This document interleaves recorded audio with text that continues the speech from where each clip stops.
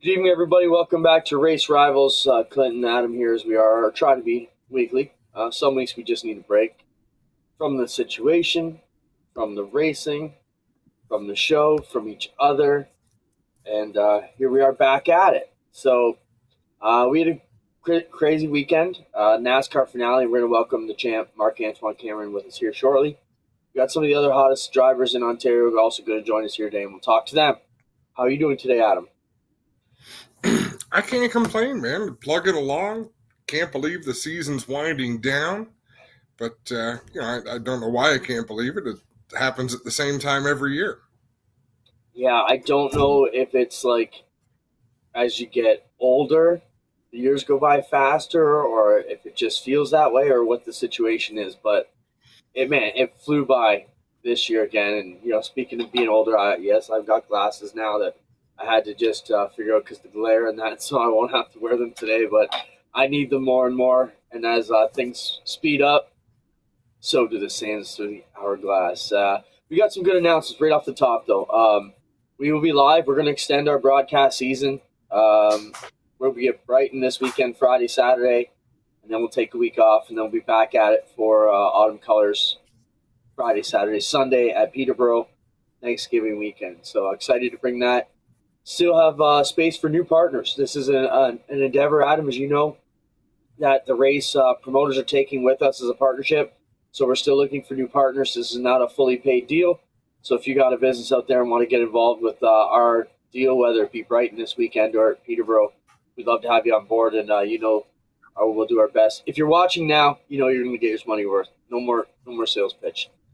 What's going on with you, Adam? You know what? Just trying to get through the days. Busy at work. You kind of refocus on the day job at the end of the season. I start to worry about what I'm going to do with downtime.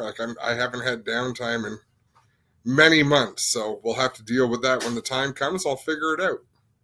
See, like when you get downtime, that's where I think we have some of our wildest ideas. That's where the crazy Adam comes out with the harebrained ideas that some of them are good, some we have to talk you off the edge, some of them are just impossible. But no, we always have fun at that time of year. But yeah, it is tough.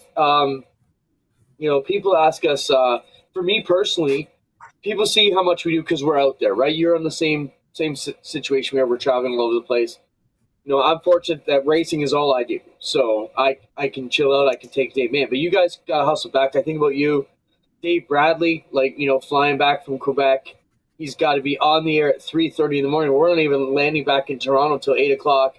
He might get to see his wife and kid for half an hour before he has to sleep for 2 hours to be on the air as one of Canada's best newscasters. So it's crazy what we go through. We have his time now here. Let's jump in with Mark Antoine Cameron, newly crowned two-time champ here at the NASCAR Canada Series. And Mark, we appreciate you joining us. The best way to describe the season by a lot of people this year was grueling. Did you find the season grueling?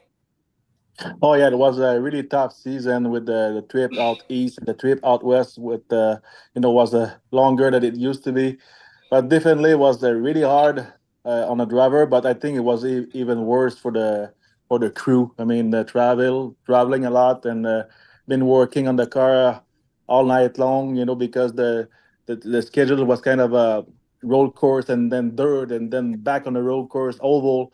So it's been really tough on the guys and. Really proud that we did another great season and we have a chance to win another championship. I'm really proud of my team and the GNPA as a sponsor. You know what? You should be. Mark Antoine, they give you such a good piece each and every week. You return the favor by driving the wheels off the thing. But let's talk about rivalries. How big a deal is it in the province of Quebec? You and Kevin Lacroix bickering, like all these podiums where you're smiling, but you're throwing jabs at each other the whole time.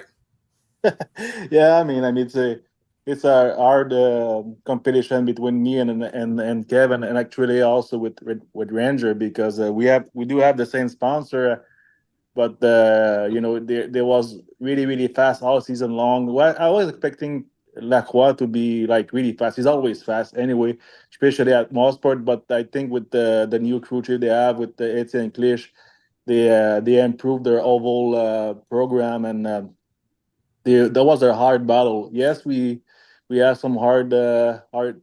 We trade paint a couple of times, but at the end, I didn't get back on him on it because at some point I would. It was not the time to do it. I was like the points lead was okay on that time, so I didn't have to do the payback time. But certainly, I told him a few times that I still hear you like at least two because Trois-Rivières and Newfoundland, I didn't really understand why because I didn't do anything before, and it was like just before the halfway break. It was not even for the win, so I didn't like that one. Trois-Rivières, I can live with it, and Mosport, yes, I was like an old tire, but he get through the field pretty fast because he was on the four fresh tire, and he get hard with Stickley too. So yeah, that's a part of racing. But at the end, I've been really patient, and the championship was our main goal. To bring back the championship at the end. Mark, whenever you have championship runs, you always have that one, whether it be stick and ball sports, football, soccer, hockey. You always have that one moment where it looks like, oh, it might be slipping here. Did you guys feel that at all at Delaware? Because you were just like struggling there. You're off the pace. There's only a couple of laps. They're running good. You're struggling. Was there any panic, or were you just like, hey, we got this. We'll be all right? What was the mindset there when things were off at Delaware? Delaware, we still don't not understand what happened. The car was pretty fast in practice, and then an hour after, we just threw like four new tires on the car, and on qualifier, the car was like really, really loose. And I thought it was, I was talking with my crew chief, and we said, oh, maybe because the tire temp was not good enough. But soon as we start the race, after 2 or 3 laps, I know I was like kind of not in trouble. He said, but the car was not responding, pretty well. So Delaware, we didn't panic, but certainly the sixth place that we finished was kind of a big release because at some points I was not even close to run on the top 10. And I get lucky, we make some adjustment during a few yellows, and then when we threw after the break, the car was responding like completely reverse. So we still don't know if we have like it's possible that we have like a bad set of tire. I know that happened in a couple of guys in the past. I'm not saying that it's like 100% sure that is that, but we make some adjustment at the break, and then after that, the car was responds like the other way around. It was like crazy tight after. Uh, Good thing that it was only like 16 or 17 car at Delaware, but because it might be a little bit more in trouble. But after that finished place, the sixth place, we know that the car was pretty damn good for Montmagny because we test there like 2 times before the race. Delaware, I don't know for what, for some reason we didn't. I don't know if it might be me too. My driving style. I didn't have a chance to do like really to do well over there for some reason. Sometimes there's some track like that you struggle a little bit more, but definitely for Montmagny, it was not a done deal. But we're pretty damn sure that we be able to finish the job at Montmagny. As a road racer, how much fun is it to come out on the ovals? And it's a different style of racing. There's still a lot of skill involved, but it's not the kind of finesse that you would have developed road racing. Do you love oval racing yet? I do love oval. I'm not saying that I'm more comfortable on a road course, and when the car is not like totally perfect on a road course, a good driver could make a little bit difference. Turn a little bit earlier and make the car work. On the oval, it's impossible. It's like when it's tight, the 300 laps will be long, and when it's loose, it's even worse. So and you cannot, like, the driver cannot do like the difference on the road course as a road course, because I'm, maybe because I have more experience on the road course, and I know how to react when the car is not perfectly. But yes, I do love the oval. I think like over the years, I improve a little bit more my driving style on that. But it's most like a on my crew chief. He gave me like Robin McCloskey and all the team. They are giving me like really really good stuff, like race after race. So thanks to Robin McCloskey and all the team to help me out on the oval. Mark, is there any let me put it this way: as the promoter of Ush Weekend with Glenn, does the series belong on dirt? The contract's up. It's the question: should we bring the race back or not? Well, what do you think?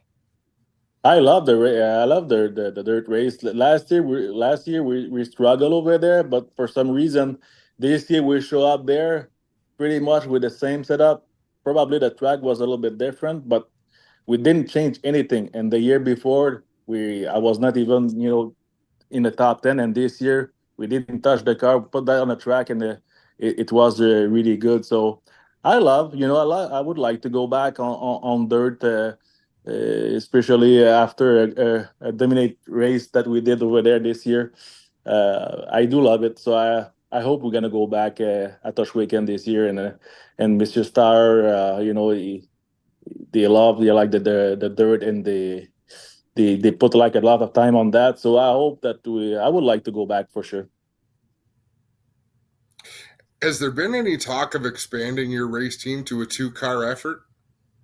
Yes, maybe for next year we're gonna try to do like at least for the road course for more the local stuff.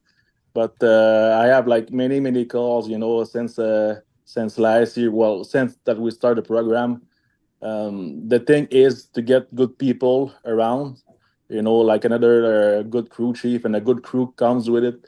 But eventually that's the target, that we want bring another car, put another car on the track and try to help the car count a little bit for at some place. But yes, it is our plan, to put another car eventually. Do you have follow up to that? Sorry. No, you know what? I do. I wasn't going to ask this question, but I'm going to ask. There's always a hero and there's always a villain. That's how racing works. There's got to be if there's going to be a good guy, there's got to be a bad guy. In Quebec, who's the villain and who's the hero in the racing story in Quebec?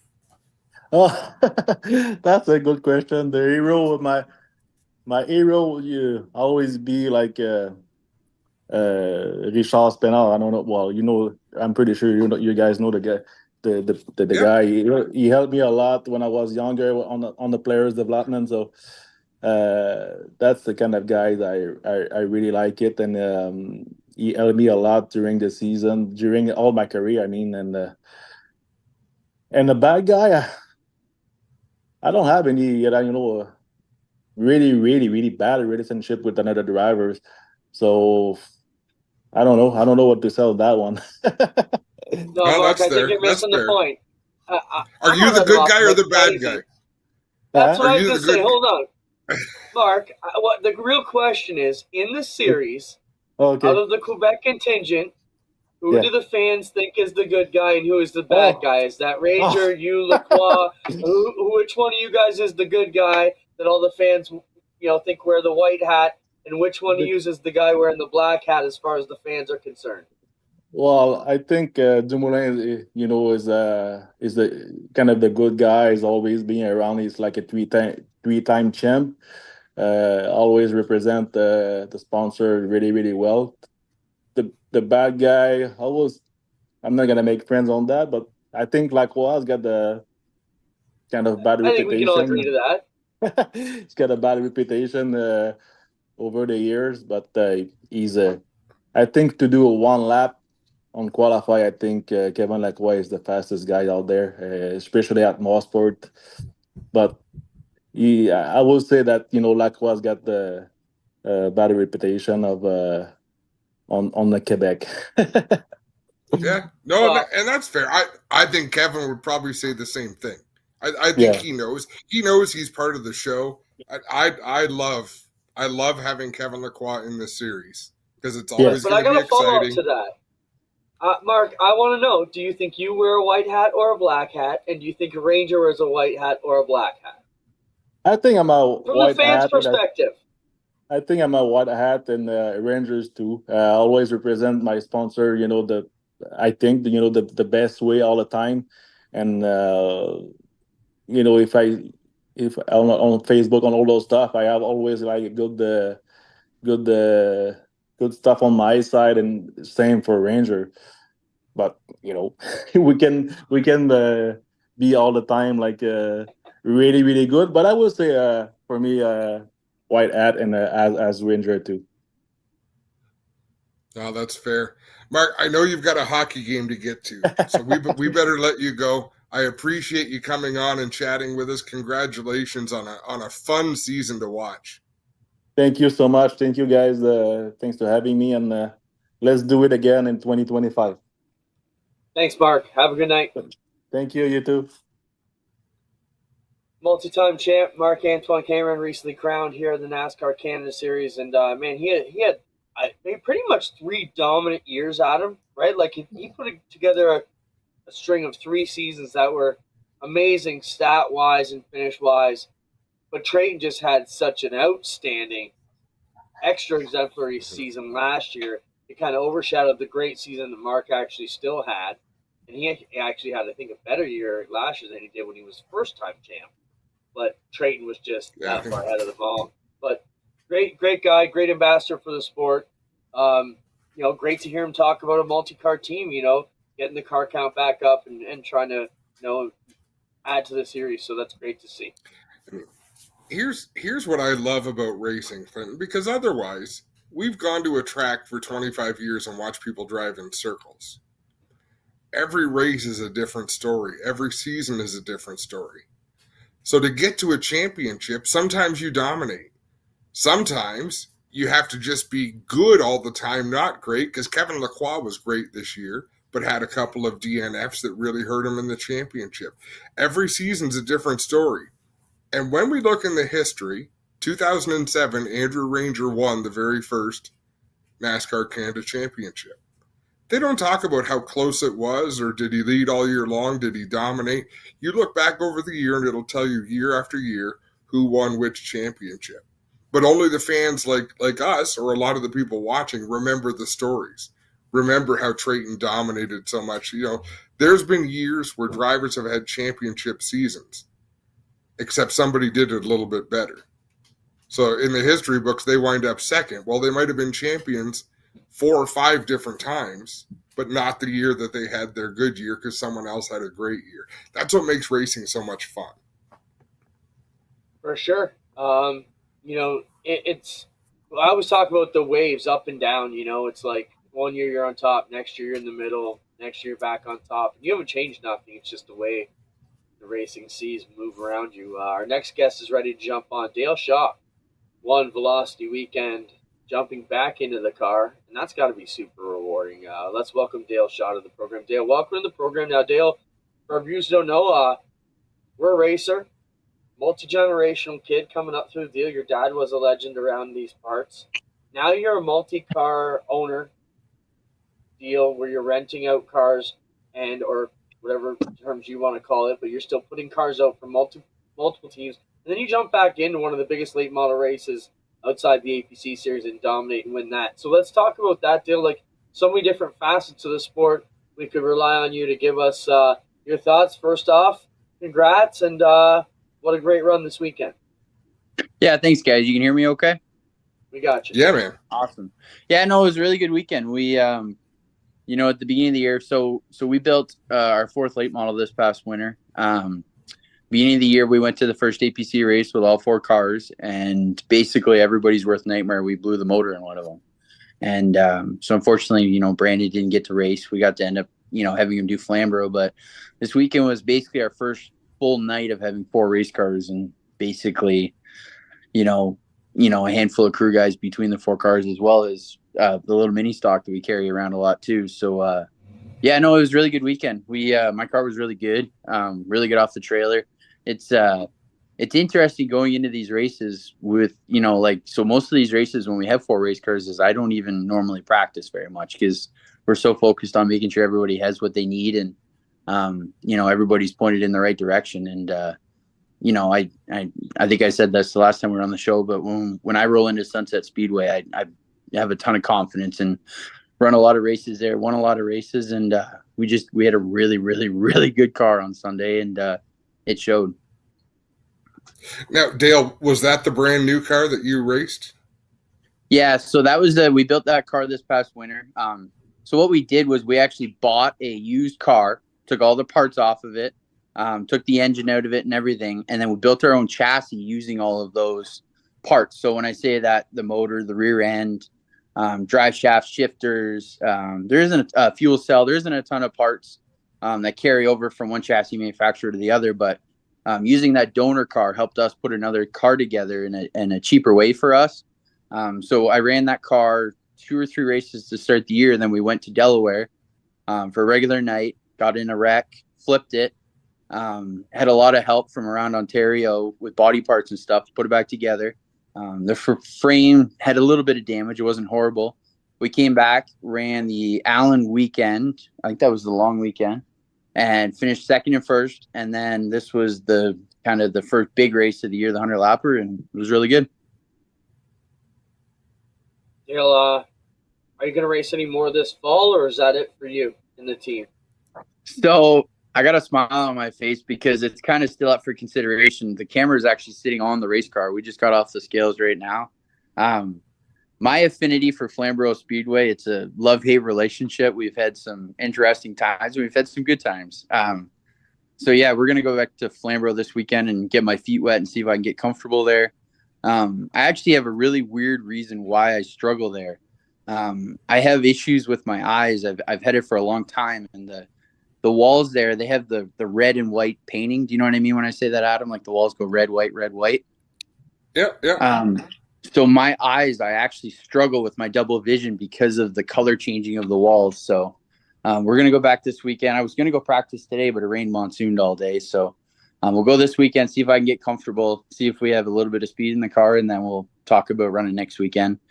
And then if we can get through these 2 weeks, we'll talk about running Peterborough again. But everything's kind of up in the air. And that's the nice thing about my program personally is that I don't have any corporate help. I don't have anybody, relying on me to promote them. I have an awesome sponsor, Williamson Systems, and they just family friends of ours that help me out when they can. And me and my dad and my uncle and my cousin and my wife, we just go racing kind of when we want to. And we're going to go try and have some fun at the end of the year. But I'm not going to lie to you, this past weekend, as good as we ran, kind of put a pep back in my step and made me want to do a little bit more racing. What do you get more out of, watching your car win or driving your car to a win? So that's a bit of a complicated question. It's kind of a double-edged sword. Like the goal in a nutshell, and the reason I went to Delaware the night we wrecked was the goal was to figure out what we're missing, how to get better, and how to help my guys run better there because we've struggled. Blair Wickett was really fast at the last Delaware race this year, but his car is a little different than my 4 cars. Winning, there's nothing better than winning. I'm not gonna lie to you. Everybody, we had a blast. We camped this weekend. We had a blast. But when Junior Farley won the first Sunset race and I finished second, I think I struggled with it in the beginning because I didn't win, but I was so damn proud of him. So I guess my best answer is 50-50. I love winning, but I think I love when my guys win even more. Right on. Dale, let's talk about the APC Series. Anything they need to fix, from a driver owner standpoint, and not to be critical, not to throw stones. Yeah. What was there anything you'd like to see changed going into 2025? Because it was fantastic for us to cover. So I've had some conversations with people behind the scenes. We're on a new tire this year. This tire is a very, very durable tire. I believe it's made of a different type of rubber than what we run in the past. The tire doesn't suit my driving style and a couple of the people I have driving for me. It suits young kids who go really, really fast every lap. I think we can do better with the tire. I'm hoping we can all sit down and have a conversation this winter about it. But I don't think racers will ever be happy with a tire, I guess is, kind of the main thing. And then the 300 at the end of the year, I don't think we need to be doing 300 laps. That was a very, very, very long night after a very, very long day. I know me personally, like 300 laps in one of these race cars, like we don't have cool suits. We don't have all the fancy things NASCAR have. Like my guys were absolutely gassed after that race. And we need to maybe talk about maybe shortening that a little bit. But I do like that we had the 150 at Sauble and the 200 at Sunset. I think those are good distances. But I think what would help the 300 a lot is a little different of a tire, because I don't think it mattered a ton when you put tires on, and that kind of hurt the strategy of the race. But that's the first two things that come to mind. But I think the series did good this year. I think every winner you read on the internet, you read the keyboard warriors or whatever you want to call it, talk about, oh, the series is this and they're going to have no cars and blah, blah, blah, blah, blah. They had a decent field at every race, a good competitive field. Kyle Steckley kind of stunk up the show a little bit, but that kid's pretty good. I'm really looking forward to what's in the future for the series. And I think it needs to continue in Ontario to keep Ontario going, because what brings fans to the racetrack is exciting big races, and every APC race is a big race. And, I'm hoping the future is bright, and I'm looking forward to it. Now, have you got plans laid out for next year yet? Have you got drivers lined up, or is that more of a deeper into the off season? No, I think everything's set in stone for next year. We're always looking to do more if we can. Right now, the big thing at Shaw Motorsports is we're trying to get a building built. I don't know if you've ever been to my place, Adam, but I run this whole deal out of a 1.5 car garage, as my buddy laughs at me over there. So basically I push cars in and out. There's days where cars sit outside. We have a storage place up north where I keep cars during the winter, but it's basically like a circus around here. We need to keep growing and keep, get a building built and stuff that we can keep growing and getting bigger. But, I'm hoping to do more racing myself next year. It's up in the air. I don't know, but I know we'll be back in the APC series with at least 2 cars full time, and hopefully more than that. Awesome, Dale. It's wicked to have you as an ambassador. It's crazy to see, because we knew when you were a kid, and here you are, already the elder statesman, team owner guy. Are you surprised how fast you've gone from being the hot shoe, kid to where you are now? It's funny. I remember when I got into late models, I would have been about 16, 17 years old, somewhere, maybe even a little later than that. And that was considered like really, really young back then. And, guys in their early to mid 20s were still considered young. And now you're 30 years old and you're a veteran. And man, every time I walk into this garage or go to a racetrack or step foot in a race car, I'm still learning every single lap we do on the racetrack. And, I'm thankful for all the people behind me, but I am in no way I will say I'm a veteran, because I'm still learning as much as anybody in the sport. And, we have a lot of fun doing this, and we're just, like I say, me and my dad are just a couple of carpenters trying to make fast race cars. Awesome, man. Now, I want to point out, I've never been invited to your shop, Dale. I've never been told I can't show up, but if the offer's there, I'll come check it out. Adam, we message back and forth every once in a while when I have something to complain about or have a question. Send me a message. We'll set up a date. I'll make sure there's cold beer in the fridge, and we can sit and talk racing for hours. That's basically all we do around here, is sit and talk racing for hours. So, sounds good. I'm in. All right, sounds good, buddy. I got my buddy in the back. Actually, hold on. Everybody say hi to Blaze. Hi, Blaze. Hey, Adam. He was over here. Hey, Blaze. He was over helping me scale the car tonight, getting ready for this weekend. So, thanks for having me on, guys. Yeah, right on. Thanks for coming. See you, man. All right, thanks, guys. Dale Shaw, one of the up and coming owners in the deal. He's already there. It's crazy to see that they've got a multi-car team doing good, and good to see them making it work. He also might be the first guest we've ever had showed himself out. Yeah. That's not that common, but no, great guy, great family. Let's jump into our next guest, because we're just flying through them today. The laps are clicking off here. Before we jump into our next guest, confirmation Welcome, Matt. We will be at Applefest this weekend. We will have cameras at Humberstone, but we won't be live. It'll be G-Force Light to catch the last end, and then we'll be back at Autumn Colors. Matt Williamson joins us. Matt, modified standout, multi-time champ, many places already. You were a kid Adam and I watched grow up when your 14-year-old turned sports and laps at Ush Weekend, so we still claim you as one of our own, even though you moved on to the big leagues. And, but you don't big time us. You still come back when we ask. We appreciate that, Matt. First off, we brought you in to talk about Applefest. You don't get to race much in Ontario with your new schedule. Let's talk about that. How excited are you to get down to Applefest? I know a lot of the family may not go, but they can watch us live on G-Force, which I know is cool for Grandma and Grandpa and everybody in your clan that likes to watch. Uncle Dipper will have the big screen set up in the driveway most likely. But let's talk about, a lot of the Niagara fans go there. A lot of the Ontario people are there. Cool to get you back there. How do you feel about Applefest, and why are you excited to get to Brighton this weekend? Yeah, thanks for having me on as always, guys.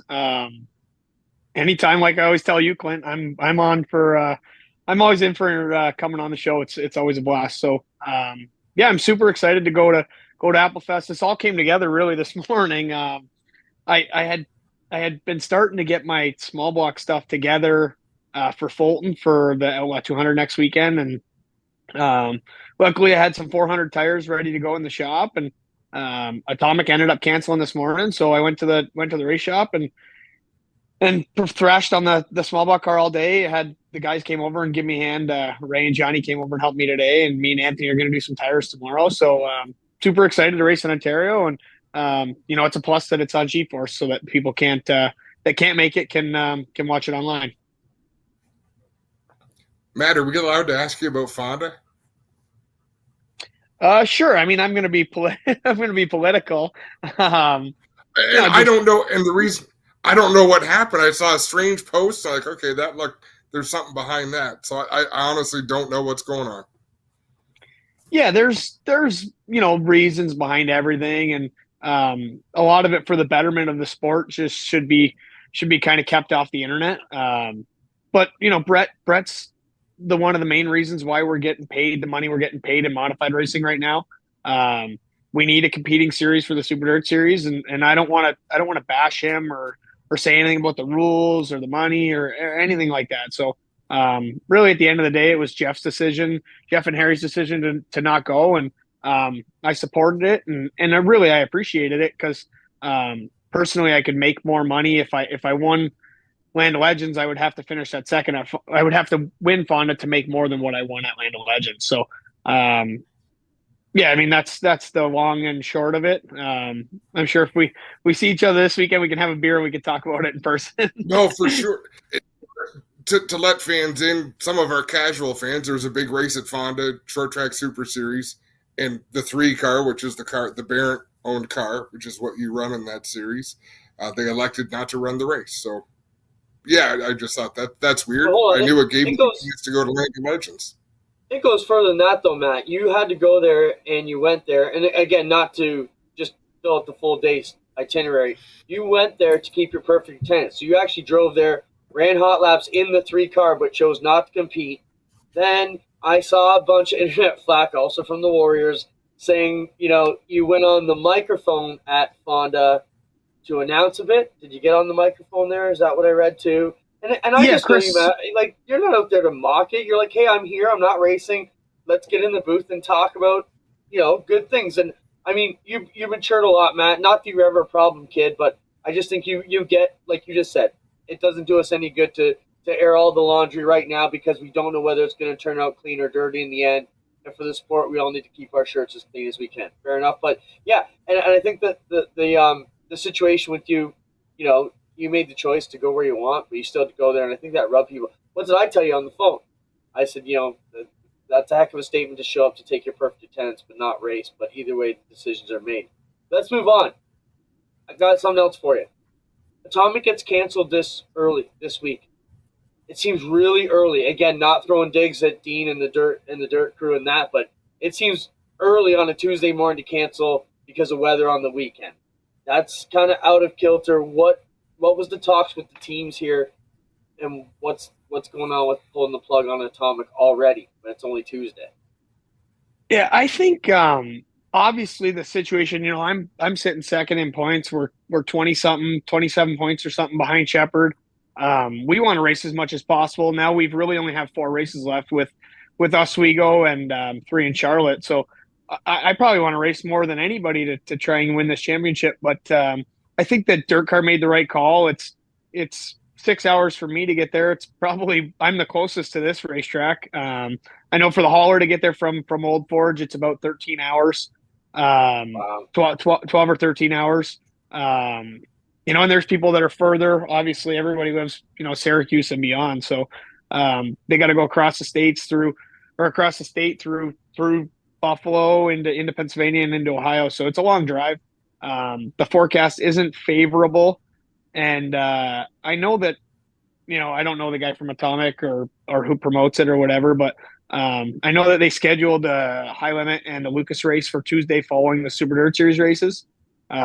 So I just think it was a lose-lose situation from the get-go with the impending weather and everybody traveling so far. So I think that Dean made the right call canceling early. That way, I know our team itself had about 2,800 to $3,000 worth of hotel rooms booked up that, we had free cancellation for as long as we canceled by tomorrow. So I appreciate it when the sanctioning bodies and the series or racetracks, take the weather into effect early in the weekend and give us a chance to make other plans, race elsewhere, or cancel hotel rooms. Matt, how much different is it for you to load up and go run a race at Brighton Speedway this weekend than it would be to go down to Land of Legends for a big block race or down to Atomic? Is this more of a fun time with your buddies? It used to be. Now, I'm a little bit more serious about, going to the racetrack, trying to be prepared. I probably drink a couple less beers than I used to drink on Friday night before the Applefest race. And I'm excited to spend time with my family. Obviously, my wife gets to come.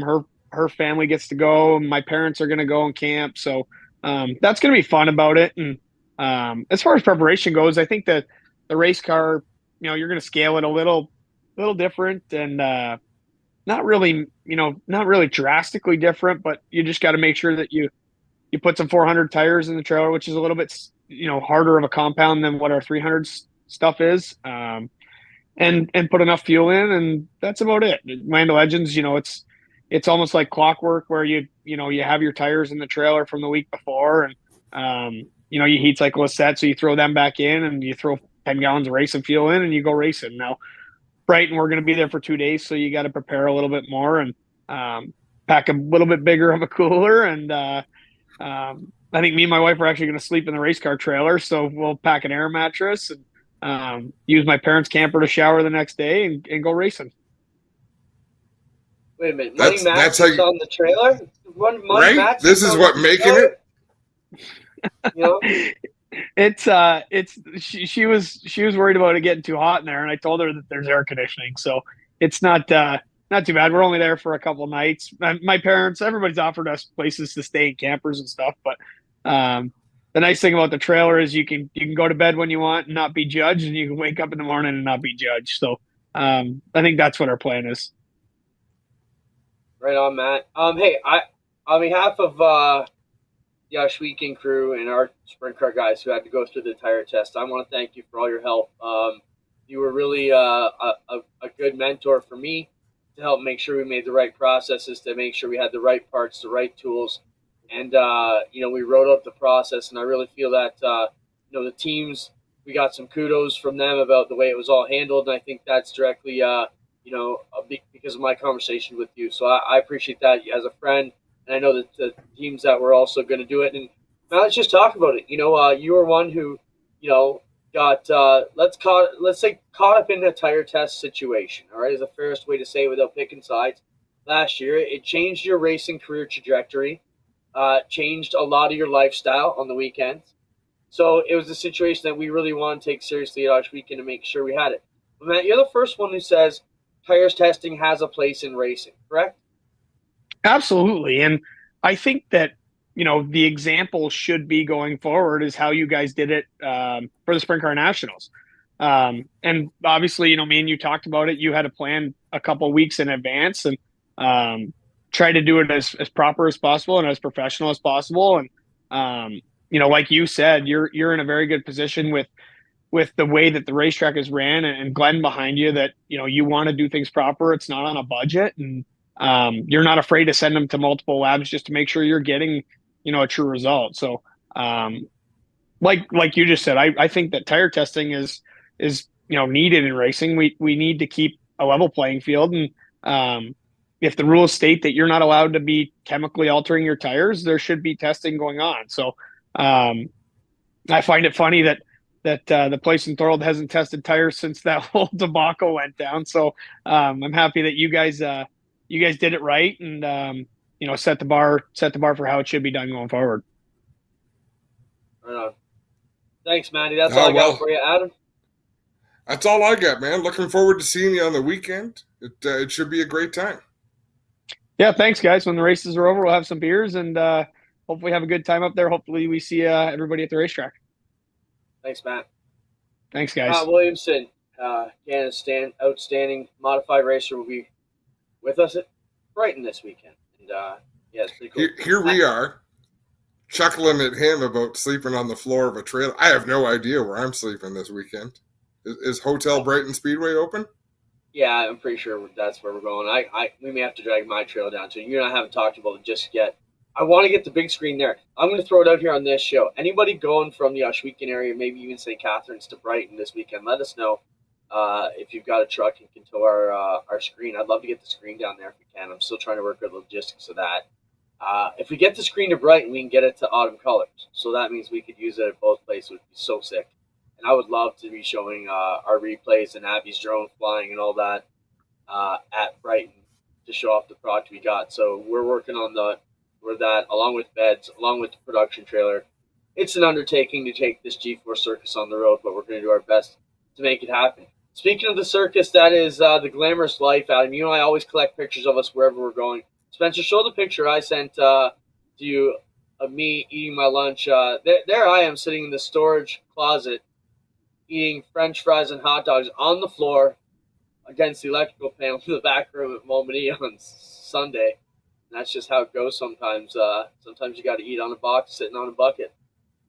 But we get it done. You do what you have to do.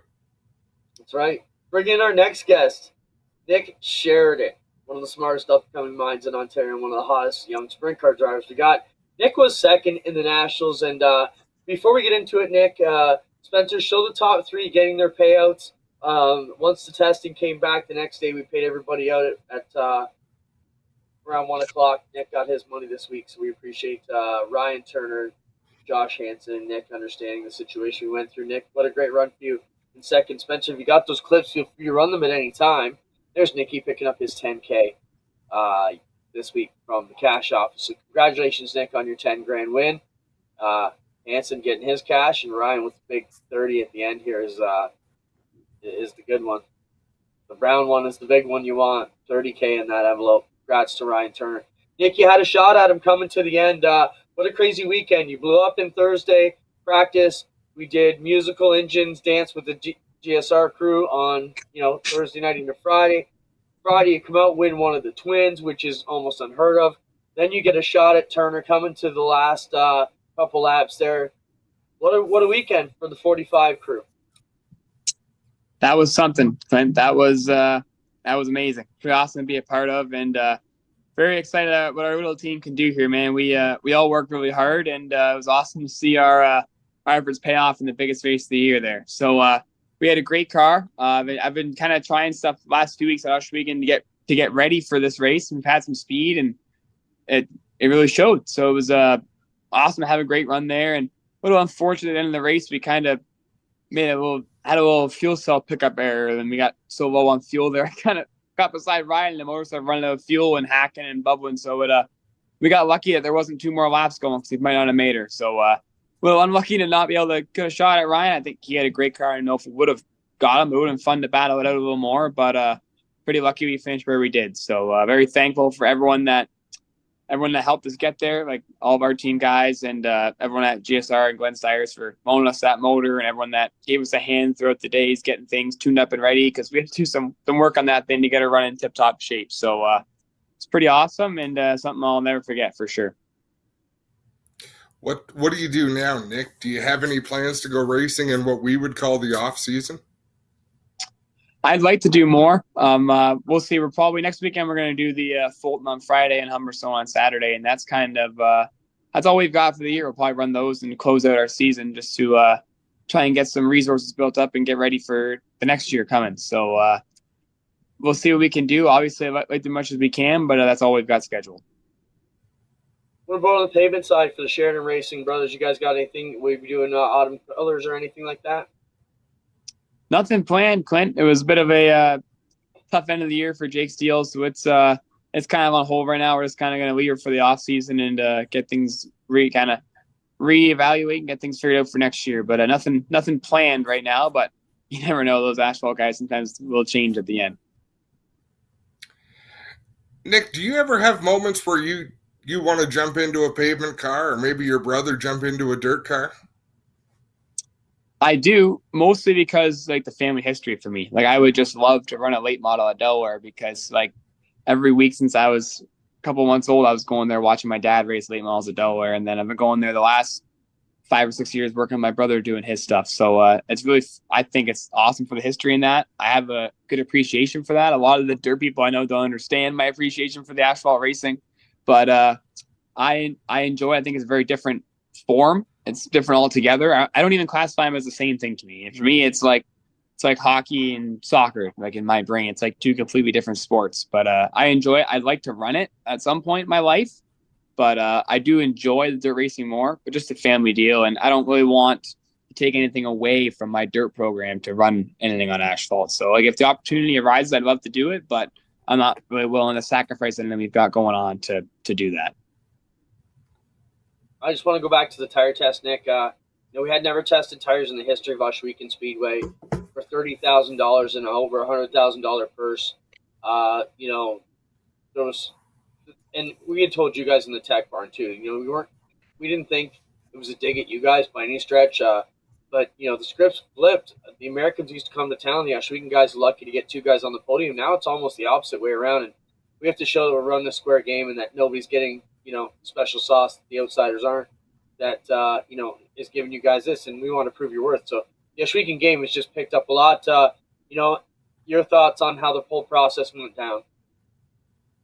I think Ohsweken and all the staff did an amazing job of everything about it. I think it's a good thing that they did it. I feel anytime you've got that much money on the line, there should be a good inspection, really, of something. Like I'm almost under firm belief every year people should almost say it before the race. Say whoever wins this race is getting their tire sent away. It's the way it is. When you're going for $30,000, we're gonna make sure you're legal to get it. So I think it was awesome what they did. I think it helped clear people. I don't want to say clear people's names, but it helped just kind of reassure everyone that we are legal. We're doing everything we can, and we're good cars. Like everyone at Ohsweken locally, and everyone there is getting a lot better. So it's awesome to see that, and I think it was all done well, very professional, done by everyone, especially the racetrack, with this like making sure nothing got tampered with and everything was up to snuff. So it was great that it happened, and I think it was a great thing for everyone involved. Nick, talk about the emotional roller coaster of grenading an engine on a practice night, not having a backup. Like, what did you go through to get to the engine that wound up in your car?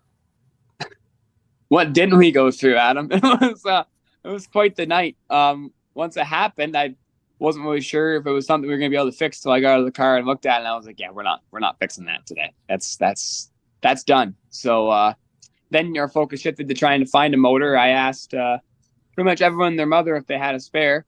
I didn't come up with anything. I got to the point where I knew a guy who had a spare crate motor. I was going to try and run that on Friday and run it in the Nationals on Saturday, see if I could make the show with a 602. And I got the no from Clinton on that. Wasn't allowed to run the crate Nationals, which makes sense. But we were out. We weren't sure what we were going to be doing until I got the word from Gwen that he had a spare one and he offered it to me.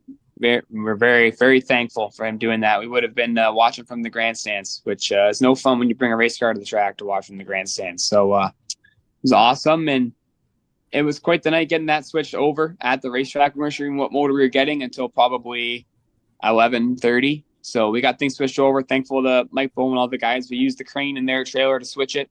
We were out there till probably 3 a.m, back out there at 9 a.m. and probably fired the motor up 7 times on Friday, just back and forth down the strip there, just trying to tune it and get things figured out. And it's definitely a busy weekend. I slept in quite a bit on Sunday after that. So Right on. Nick, we appreciate you being with us, man. Congrats on such a great season. It's great to see you pick up your game. You know, we met you as a 14-year-old great rookie who went on to win the championship, and you've continued to raise the bar every year. So congrats, man, and we appreciate having the Sheridans around, that's for sure. hey, thank you guys so much for having me on the show. It's great to be here, and it's awesome to see the same faces for that long. It's crazy to think that was only 5 years ago now. We were out there running a crate. I had no idea what I was doing, and now we're starting to kind of figure things out as a team and get things rolling. So it's been cool to evolve, how the tracks evolve, and they're going great there, and it's pretty awesome. Thank you, guys. All right, man. Have a great night. You guys too. Whew, man, the show flies by when we got guests. Here we are with 6-7 minutes to go. It's always great. Got to thank our guests tonight. It's great to have all these guys coming on to talk to us. Marc-Antoine Cameron, Dale Shaw, Nick Sheridan, and Matt Williamson. Reminder, we'll be at Applefest live Friday night, 7 o'clock, and probably I'm thinking 3:30-ish on Saturday. I thought I saw the show start at 6 on Friday and 3 on Saturday or something like that. I think that's hot laps, and I don't think we're going to be showing an hour hot lap, so we'll see how that goes. We'll confirm. Watch for the press release. But from what I saw, Spencer, chime in here for me. I'm sure it was like 6 and 7 and 3, wasn't it? Because they got to get guys time to get there after Friday too. You know, 7 on Friday start for us. Okay. Because I'm looking on their website. It says 6 p.m. start time, but maybe that's just practice.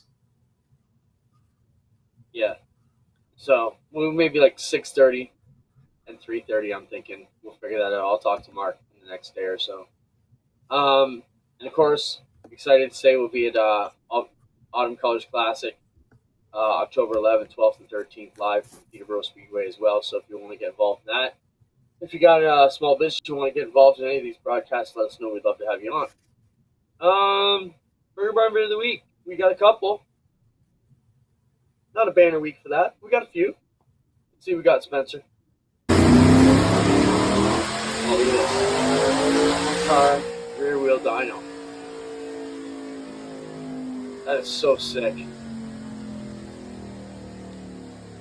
Look at the size of that left rear tire, man. That's got to be. That's amazing. They're matching the tires, right? So the left and right rear are the same. Yeah. But look at how big that one looks on the left rear. The old drag tire days with the modifieds. That's awesome. Brighton Speedway heats at 7 on Friday. So there you go. Oh my goodness, they're watching us already. I gave Mark shit today. I was on the speakerphone with Mark talking for about 10 minutes, and then Ange pipes up. And I said, "How dare you not tell me the real boss is on the line listening? Do you realize what I could have said and been ostracized forever?" You probably said one did. statement 25 years ago, and Angie still don't let him live it down. So I'm like, no, I'm on my best behavior now because you don't know. But as soon as that was 20 years ago. Yeah, as soon as Ange spoke, I was like, oh, I better behave. No, excited to get down there. What else we got, Spencer? Oh, the Pumpkin Smasher. Want to tell a story of this, Adam? So the enduro race that ends off the season at Delaware is the Pumpkin Smasher race. So on the front straightaway, you got to drive through all these pumpkin guts, and you could see those pumpkins were pretty healthy there. They were trying to smash. Jamie Maudsley's favorite race. Look at these people trying to smash their pumpkins. Yeah, I think they need to leave the pumpkins out of it. But no, it turns into a great deal. Chris sent us this. We got to send big shout out to Chris for that. He's dying for us to cover that. So maybe we can work on that next year. Schedule works out to get the pumpkin smash G-force.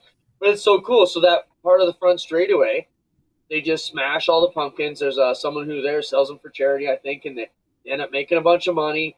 And everybody gets to come down the track and smash pumpkins all at the end of the front straightaway. And man, it's chaos when they go skidding through that. It's like being on ice, the one part of the track. And yeah, we'll have to check that out one of these times. I was asking Dave Graham how they fix it or how they clean it up. He said they just pretty much just leave it. The animals come in and the birds and the foxes, and they come in and clean it up. Pretty much by the spring, it's gone. So kind of cool. That's the pumpkin smash. What else we got, Spencer? Okay. Mom told the kids whoever wins the race doesn't have to do dishes for the next month. Look at Mom kicking their asses.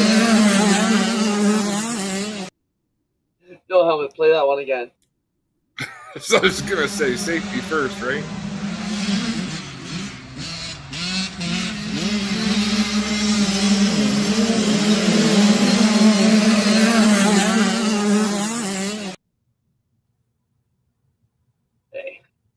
Put a helmet on, Mom, but that's parenting done right otherwise. What else we got? Oh, look at this, man. Hey, look at the sides of the cliffs. If he goes off, it's death. Okay? It's one thing, road rash out of the mix. You wipe out, you're going to hit a tree. You go off the side, and watch, he just kicks the brakes on like nothing. Wow. Look at that, look at that. Okay, play that again, Spencer, but here's what I want you guys to think about. The chase car.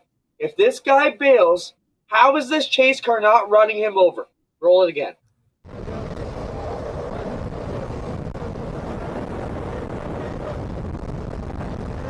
Look at how fast the chase car's taking these turns.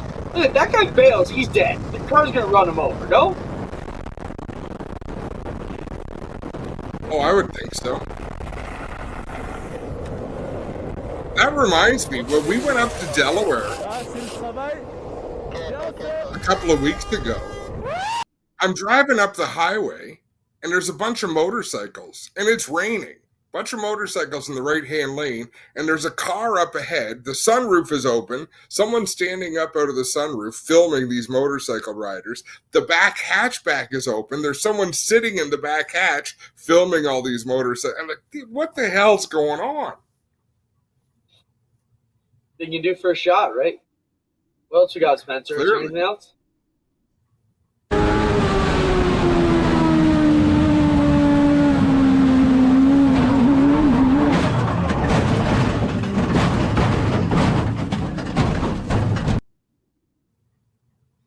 Whew. I'm not sure what that was from. That was a Wild Legends crash. Keep going. What else we got? Send someone up to spot for me. Get Mitchell or somebody up here. They took my hard card. A sandwich fell off the roof, and they're mad at it was my sandwich.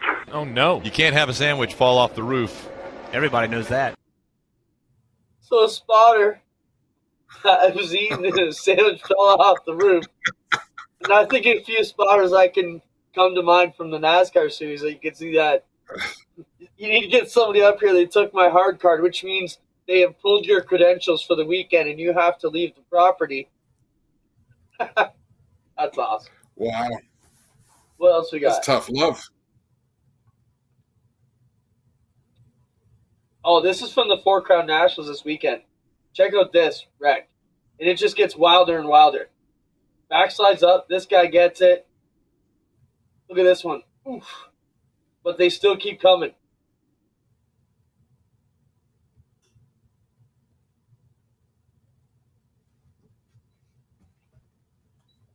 Wild. Man, oh man. Keep piling in there. Anything else, or is that it? That's it. Speaking of midgets, I want to send a shout out to the boss man, Glenn Stars. He's going down to race the Brian Clausen Memorial this weekend in his midget down in Indiana with Kyle Cummins. And they're taking off tomorrow. So good luck to them down there on that, man. It's been another good show. Good to be back after a week off. I'm feeling good, and hopefully you are. We had some great guests. Excited to get into what's going to be a bit of a crazy weekend to get there for us. But once we get the logistics of the circuit sorted out, I'm excited to be there. You know, Apple Fest kind of has a big place in our heart because it started on Dirt Track Digest with Greg Callan and Mark Rinaldi making comments back when we owned it back in the day, and now it's developed into such a great event. And it's awesome to be back with Greg, yourself, myself on the air. We're gonna have Nicole Klein-Stuber with us also from Brighton, and of course Turbo Timmy Baltz is going to be in the house as well. So a few more voices on the card. Excited about that. Lots of hours on the air. So all the voices we can get, the better.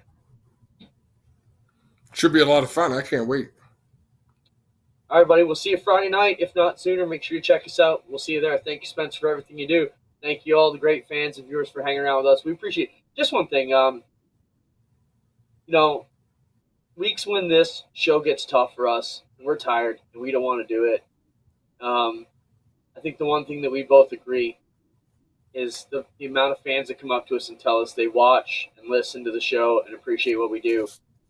Even when we don't want to do it, that's the reason we do it. So we really appreciate everybody hanging around and coming up and commenting. Your words mean a lot to us, and it shows us that we're on the right path. So thank you again for the kind words. We certainly appreciate it. And hopefully we see you in the next few weeks.